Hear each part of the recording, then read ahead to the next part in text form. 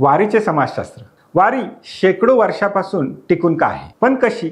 राजे बदलले, साम्राज्य बदलली, वेगवेगळ्या सत्ता आल्या, समाजात बदल आले, तंत्रज्ञान बदललं, तरी देखील वारी मात्र तशीच आहे. मग ही वारी का टिकून राहिली बरं? याबद्दल समाजशास्त्र सांगते की एखादी परंपरा शतकानुशतक टिकून राहते कारण ती फक्त धार्मिक नसते, तर ती समाजाच्या संस्कृतीचा भाग असते. या संदर्भात प्रख्यात संशोधक डॉक्टर रा ची ढेरे यांनी वारी आणि विठ्ठलाच्या परंपरेचा सखोल अभ्यास केलाय.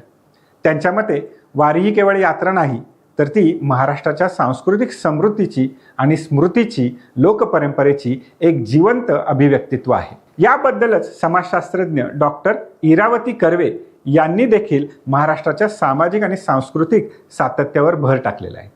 त्यांच्या अभ्यासातून आपल्याला समाज समजतो की परंपरा टिकतात या संदर्भात अतिशय सखोल अभ्यास करताना आपल्याला दिसतं.